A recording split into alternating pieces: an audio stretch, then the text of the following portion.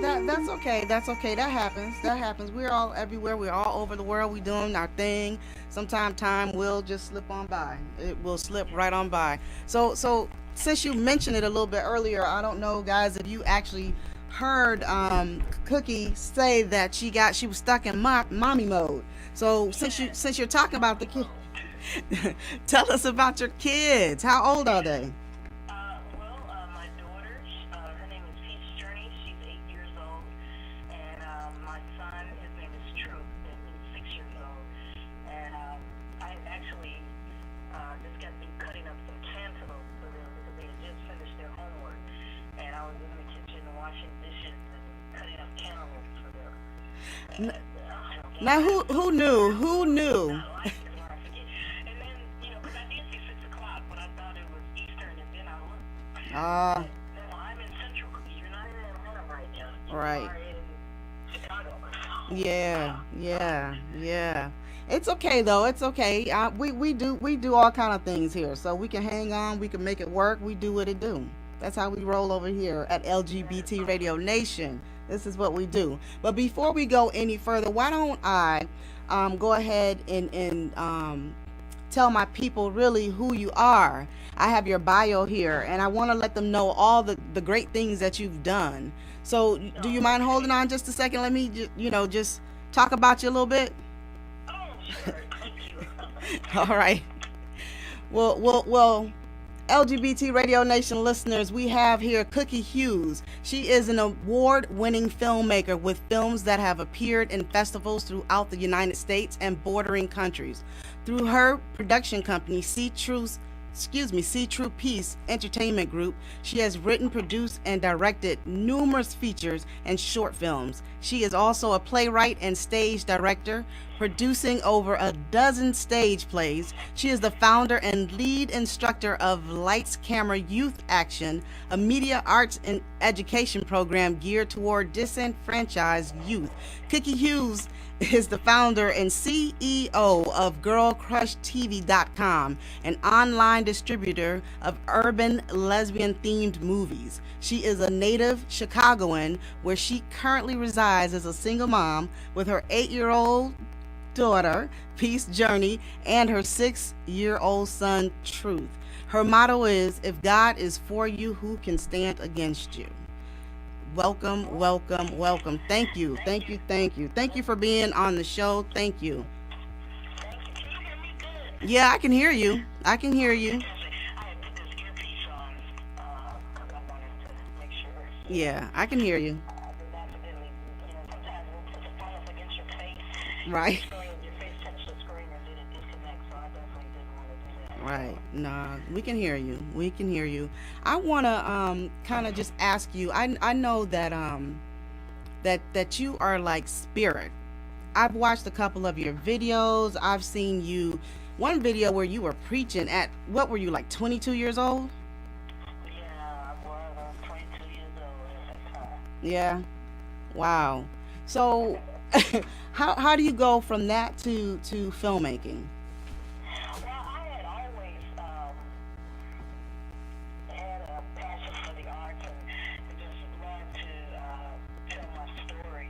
As a matter of fact, I had actually given up being in film school because I didn't think that I could express myself creatively as well as follow the traditions of the religious practices that I was taught.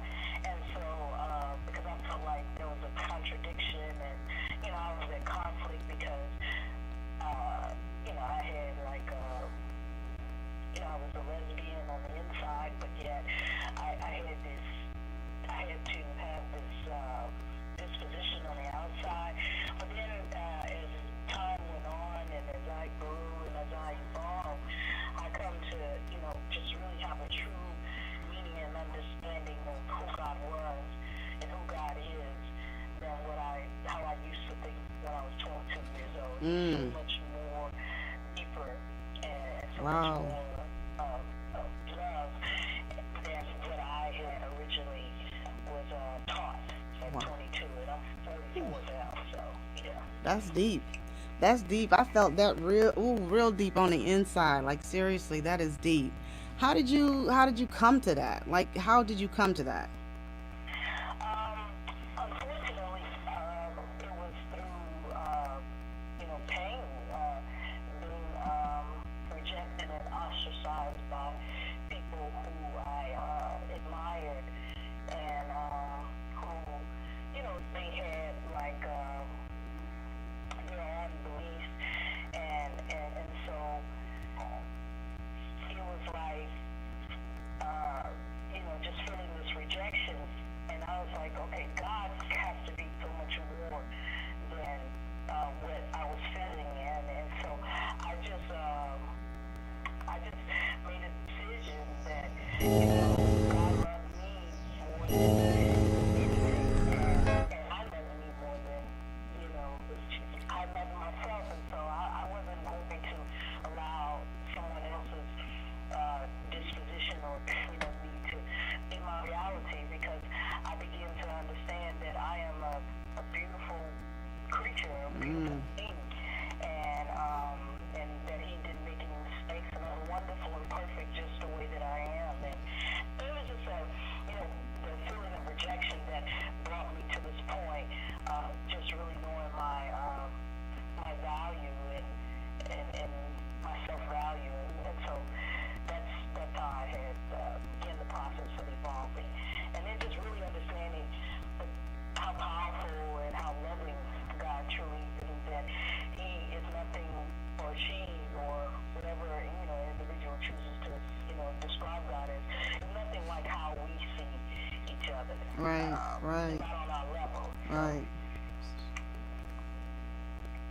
right. That is so true. That is so true. I hope that everybody really heard that because that is so true. When has how long has it been since you've like really done a spiritual like movement or elevation change, atmosphere change? How long ago has that been? I mean, it's a daily process. Every day I learn something new and I learn something beautiful about who I am. So I meditate every day. So, and just, having this oneness with myself and with God and just, feeling just very complete, regardless of what is going on. So it's a everyday, daily process, and I'm truly enjoying the ride. So, yeah, so it's not, but I think that, like I say, it may have been about, maybe about a year ago, I had just started wanting to understand more about who I am and God's purpose in my life. Excuse me one moment. Drew, Mommy's on the phone. I need you to go back in the room. Thank you. I know that's disturbing me. I'm on the phone. Please and thank you. I appreciate it. Sorry. Mommy mode, real quick, boy. Uh, I said mommy mode, real quick, boy. The atmosphere changed real quick. Went into mommy mode. yeah, because I was saying, this little gadget is noisy, and it's like, okay, Mommy's on the phone, and you can't go in the other room. So, yeah.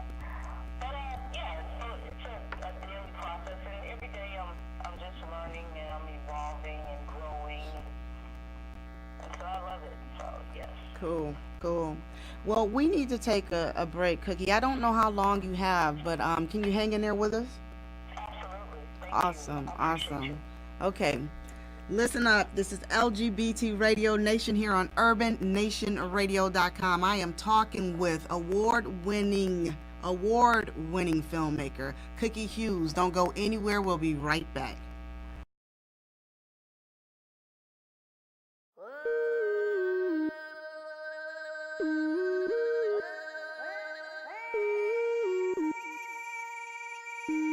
And we are back. This is LGBT Radio Nation here on urbannationradio.com. I am your host, Kaiology Mann. And again, this is LGBT Radio Nation. And today we are talking with award-winning filmmaker, Coquie Hughes. Thank you, Coquie, for joining us. I'm glad that we didn't let that space and time deter this whole thing. So I think it was meant to be. I totally think it was meant to be. Well, as everybody was watching a little bit earlier, I showed the trailer from If I Was Your Girl, and that is hot. It's a whole bunch of everything happening in there. How do you come up with the concepts of your films? I just take situations that are relative to the human experience and maybe sensationalize it a little bit, but then it's not really sensational because at some point, someone somewhere has experienced whatever is, being presented.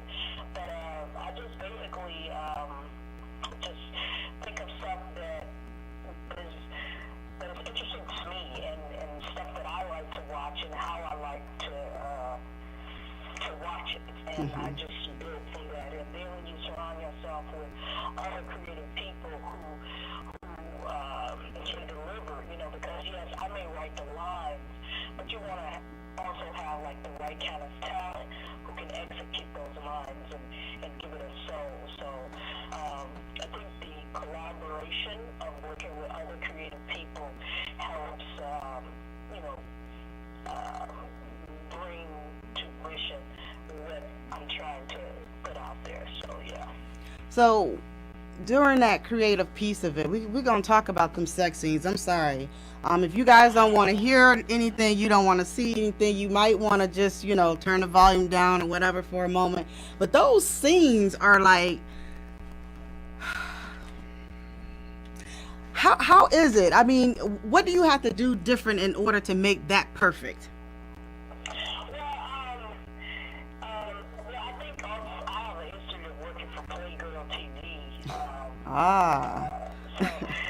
Shooting sex, believe it or not, working for Playgirl TV was the most professional film set I have ever worked on in my life. And everything is not what folks would expect if they were working on a professional porn set. My job, I was just a production assistant. Basically, I just assisted the director or any other crew people in setting up things that a general PA would do on a film set. But I learned a lot on that set, and I learned how, even though the actors were nude, they were the utmost professional, and just how they, presented themselves and carried themselves while we were working, as well as while they were not shooting and getting ready to shoot. And I think that, having that experience really helped me when it came to shooting intimate scenes between my actors, because what the audience sees, you guys see the finished product, but you all do not see where I'm right there, I'm talking to them the whole time, telling them what to do, I'm cutting, they're doing it from a different angle, and wow. That's all put in editing, so it looks very fluid when you all watch it, but wow. intricate pieces that are put together. And it also helps too when you have actors that are uninhibited, who are not shy, and who can, take the words or take the scene and become that character and forget that they themselves. And so it comes across on screen as something believable, and really they're not doing what we think they're doing. It's just an illusion. And I think that working within the porn industry with Playgirl TV, it gave me an opportunity to really learn how to master illusion. And that's what you see okay. with the sex scenes. Oh, wow. Wow. Well, that's some great illusion. Keep that up, because those are some, I'm like, wow, from just watching it from, a viewer's perspective, it's like, wow, how much work would really have to go into that? There's nothing that's out of place. If you know what you're doing, nothing is out of place. So It's cool. I want to know, like, all of your actors are not lesbian, right? If I was your girl, I tend to not really like to discuss, my actor's personal life, because they're all actors, and so, That because well it's just respected, like well they really respected. disclose themselves, Yeah. as far as their personal life, but, they were lesbians for this project. Right. Not a problem. I truly get that. I truly get that. Explain to us what is it, Girl Crush TV is? Yes. Girl Crush TV is I wanted to have an opportunity, or to have an outlet to be able to produce urban lesbian content that was specifically geared toward the urban lesbian community. And it was just like I wanted to see conversations that I hear, and I wanted to see the kind of images that I'm used to seeing, on screen. And so I decided to start an online distribution of just showcasing content on this level. And most of it is just been content that I've created. It is my long-term plan to be able to produce commercially viable content that is on the level of, whereas it has like the production value as if you're watching Scandal or Sex and the City or the L Word, and individuals are able to have a subscription to watch quality shows with urban and within an urban setting. So That's cool. and the themes of the storylines are geared toward the lesbian community. That is cool. So, how long was that in I guess fruition? I've been working on it for quite some time, but last year I sold just to try to raise some money, because it takes a lot of money to do what I want to do. And so last year I had sold the website name of Girl Crush TV. I still have the licensing rights, but I sold the name with the hopes of getting the company that bought the name to jump on board to give me money to produce more content. Okay. But it didn't. That plan that I had, it didn't work out that way. And so I have another website, which is CoquieHughes.com. And my objective for that is I want to produce a series of urban lesbian feature films that doesn't take that much to produce, and it doesn't take that much time to produce, and be able to have them available on a consistent basis, and eventually get to the point where I'm able to produce weekly series where we shoot all 12 of the episodes, and either the audience can either binge watch or watch all 12 episodes whenever they like, or it be released weekly. So right now I'm just trying to secure the financing. I need about on the low end $1 million to $5 million to be able to be able to set up the infrastructure how I want it to be. But and like I said, to produce commercially viable content, whereas the production value is pristine. You have a slew of talented actors who are able to deliver, and professional actors, and to make this happen. So that is what I'm currently working on, and things are coming along. It's coming along. So let me ask you this: how could we, my listeners and I, how could we support you in that? Is there something out there that we can go and do donations, or how can we help you? Well, what I would want, I'm going to be honest with you, you never want to say no to money, but I need a lot of money to do this. What I would want is to have these fans, once I get everything up and running, to subscribe to my network, to either or watch my shows at a monetized cost. The shows may be $3.99 to stream online, or I may, depending on how I set my infrastructure up, it may be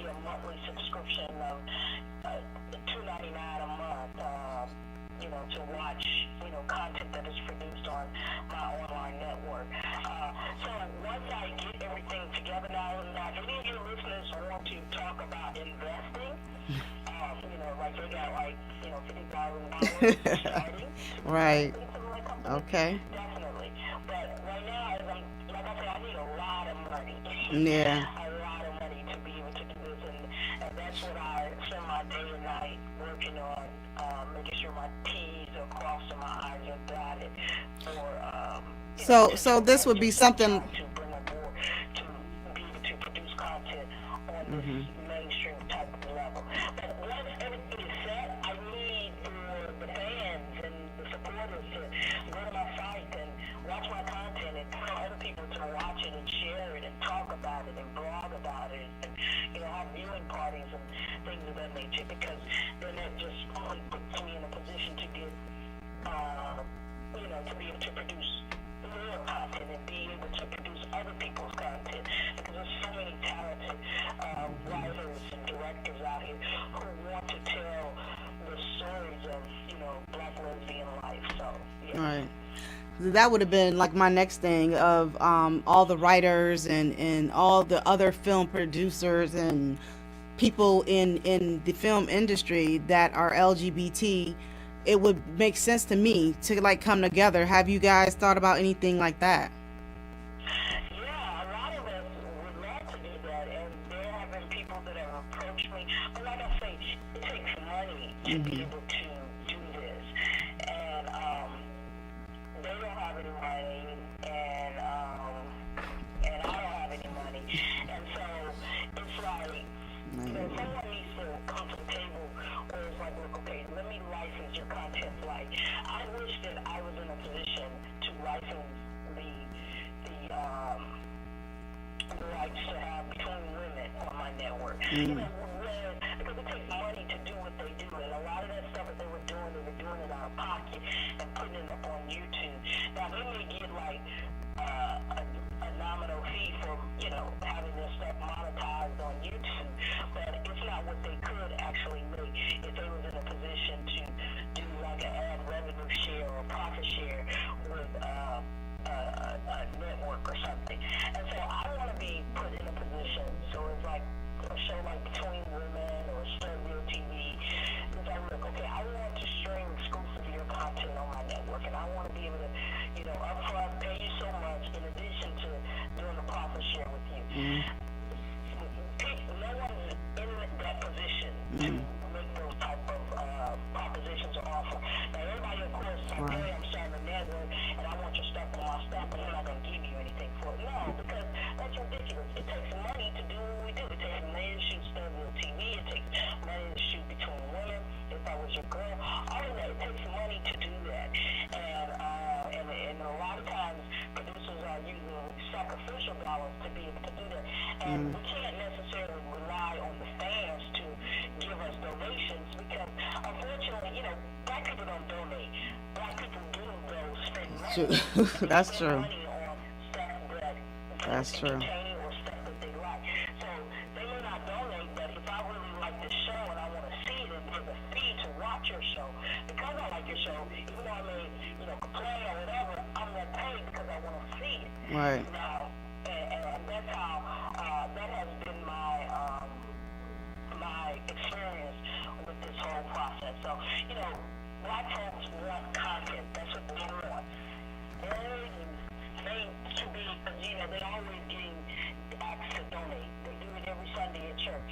But if it's an opportunity for them to be entertained and they pay for it, they will do that. And the Black dollar is very, very powerful and strong. So yes, it is. Bring that on my end. So. I feel you. We're gonna take on that note. We are gonna take a quick break, and we will be right back. This is LGBT Radio Nation here on UrbanNationRadio.com. I'm sitting here and I am talking with Coquie Hughes. Don't go anywhere.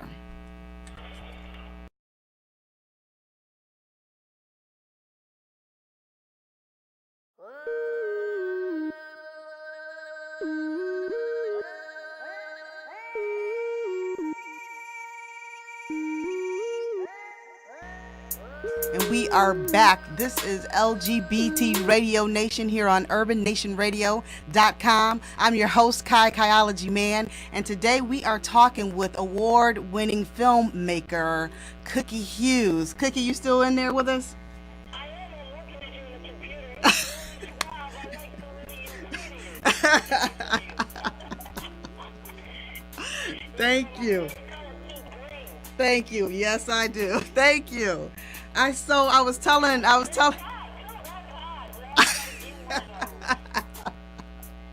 Cool. Yes. Listen, we were talking during the break, guys. Listen, we were talking, and you were saying, Coquie, about social media and YouTube. Tell our listeners about how you feel about social media.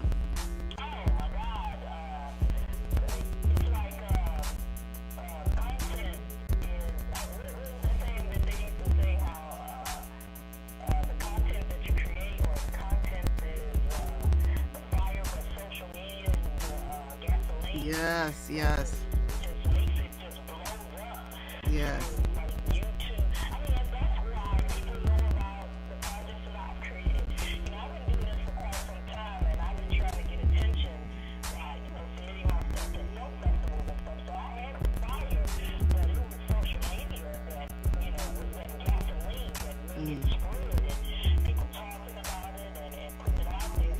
And as a result, as I was sharing with you, it's a whole bunch of, filmmakers and storytellers that have just really developed as a result of it. It's like really awesome that you have like these various content creators that are just making noise, and social media has been the catalyst for that. Wow. So you always plan to do lesbian films only? Would you go into like the gay content or transgendered or any of the other LGBTQ storylines? I didn't always plan on doing urban lesbian films. It just happened that way. That's the one, that was the gasoline. But actually, I just like to tell good stories. And I like to have like complex characters with layers, and regardless of the sexual orientation of the characters, I just like telling good stories. I just happen to fall into this category because it popped for me, and it got me attention, and it's fun and exciting, and I meet a lot of people that appreciate your work, and they talk about it. So I said, okay, I'm gonna just ride this skateboard and the drop. Right, right. I hear you. What has been like the driving force to keeping you balanced, to keeping you like in peace and harmony with yourself, so that you can elevate yourself and go to different levels? Let's see. And God's love for me, and unconditional love for me, and just looking at my little children who are so wonderful, but they still kids who can work my nerves at times. I mean, and just people who are inspired by what I may do or what I may create. And I mean, yeah, that's what keeps me elevated. And I remember I heard a quote that where Gandhi once said, he said, it doesn't, what you do in life is insignificant, just as long as you do it. Right. So I'm just excited that this is my purpose. Right.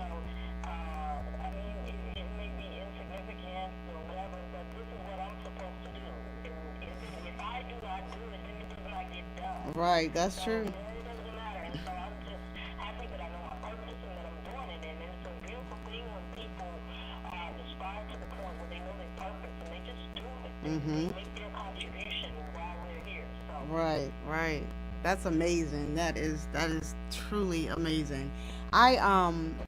I read something. I don't know if it was last week or the week before that. You had posted something on your Facebook page about not so much as not really having anyone to talk to, or maybe it might have been that. Do you recall the post that you put out there? Yeah, I do. Yeah. Everybody's like, you can talk to me. I was like, okay. Yeah, I remember that post. I didn't expect to get that kind of response, though. I was just really just, wanting to just, encourage people who, on a quest and on a journey and just not to give up. But I didn't, hold on a second. Sorry, mommy's still on the phone. Okay, ask Peacejourney to put it on the charger, son. Hold on, mommy is on the phone, Peacejourney. Okay, I'm telling you now. Can you put this on the charger for him, please? Peacejourney, please turn the light on in the bathroom. Nowhere here but on LGBT Radio Nation. This is what we do.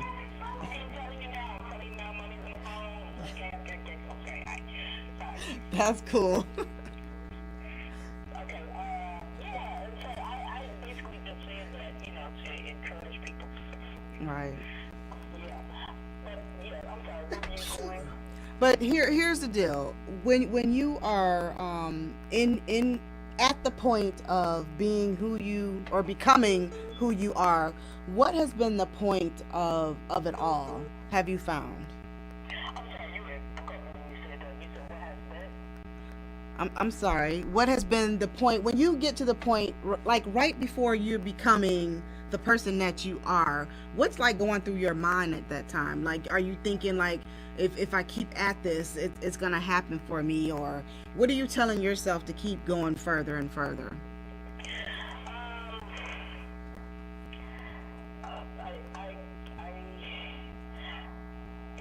It's like I'm gonna be honest with you, I don't know nothing else to do but what I do.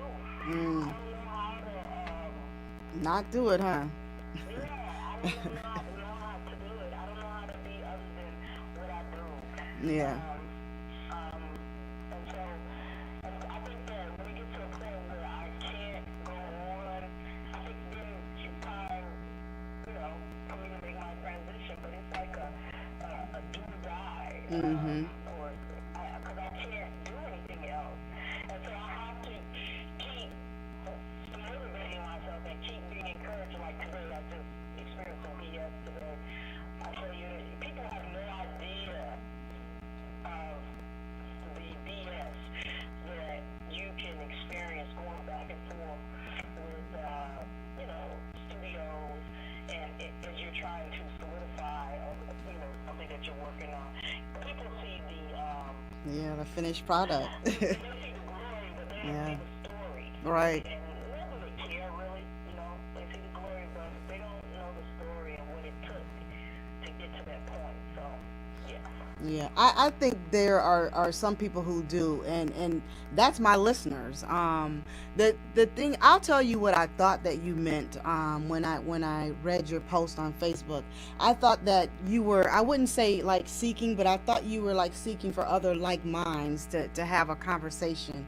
And then I started thinking about the platform that I have here, that I'm able to do that on a weekly basis, just talk to someone new about themselves. So I get the opportunity just for an hour, and that is just, to me, it is the most amazing thing. And had God not said this is what I was supposed to do, I almost faint at the fact that I would not have ever done this, Yeah.